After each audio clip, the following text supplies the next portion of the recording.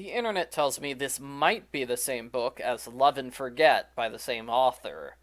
The internet also says Love and Forget is about an amnesiac woman who finds herself with $20,000. She decides to become a roulette champion, and that honestly sounds like a pretty entertaining book. Argo Font Book Review. Argo Font Book Review. Lucky Penny Gaines wins big at the roulette table until a handsome man appears and watches her coolly. Penny loses everything and cries because her life is over. The man introduces himself as Kimball Hewes.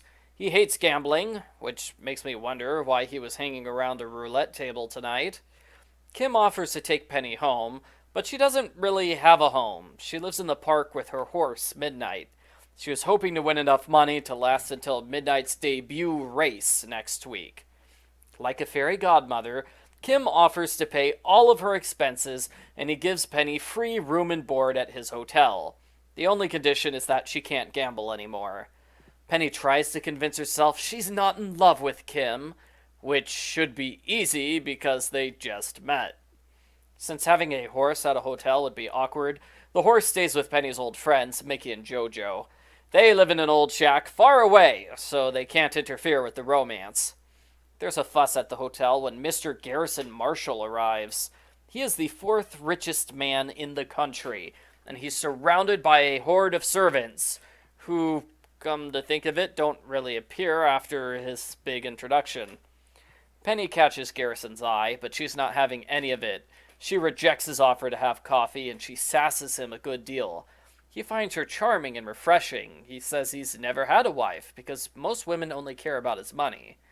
Penny tells Kim about Garrison.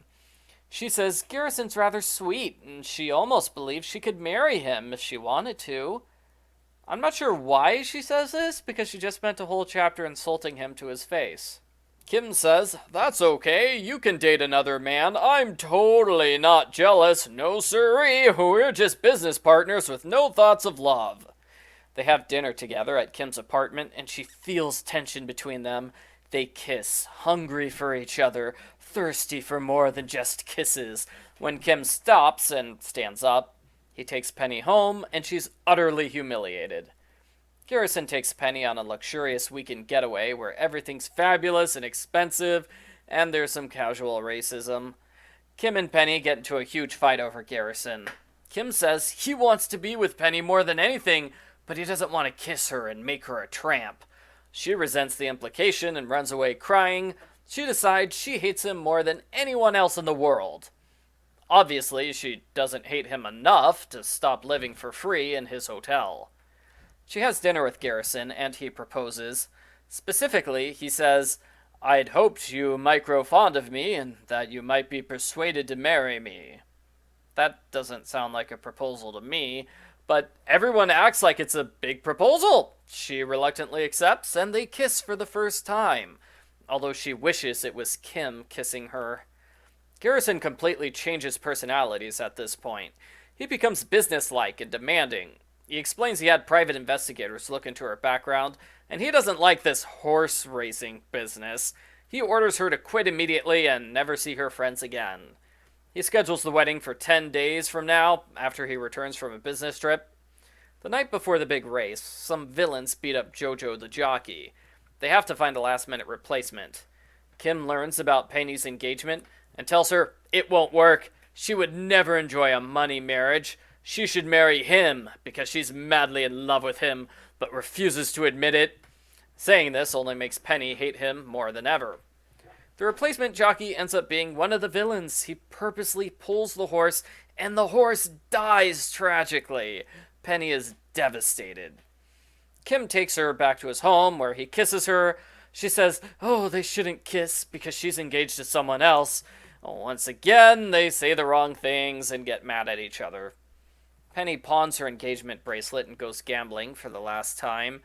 She wins $7,000, enough so her friends can live on their own. When Garrison finds out, he is furious. He cancels the wedding, although he's still very attracted to her, so he offers to keep her on as his mistress for a while. Penny is disgusted by this idea. Penny goes running to Kim and says she loves him, But again, they have a forced misunderstanding and get into a fight. They see each other a week later. Kim begs her to marry him, and they argue until they both realize they love each other passionately. The end. Post-book follow-up. This is a somewhat decent romance novel. I could see it being remade into a Hallmark movie. The way the men treat the women is terrible, though. That's probably because the book was written in 1950. Kim constantly insults her. That's part of the reason why they fight so much. Garrison bosses her around, expecting her to do everything he says because he's the man and she's the woman, and women always follow men's orders. That's part of the reason why marrying him is such a bad idea. If he hadn't changed personalities after the proposal, then perhaps their relationship would have worked. I'm not entirely on board with the Kim and Peggy relationship. They have major communication issues. They keep getting into big fights because one of them said the wrong thing, and now they both think the other one hates them. That happens 5 or 6 times. It gets old. Besides the male-female relationships, the other thing which struck me about this book is how quickly the characters jump to the idea of marriage. Most people don't talk about getting married before the first date and the first kiss, but that's what happens in this book. It's like the men want to marry her first, and loving her is an afterthought. It's made clear the men are strongly attracted to her, but that's not the same thing as love. Overall, it's okay. The plot is fine, although it's a little weird. Hi, random person I don't know. Let me pay for all of your expenses. The love triangle works, and readers will definitely be wanting her to end up with Kim at the end of the book. Although, I was expecting a bit more romance and less, I want to marry you, woman I met earlier this week. I give Harlequin Romance number 26, Gambling on Love, a 5 out of 10.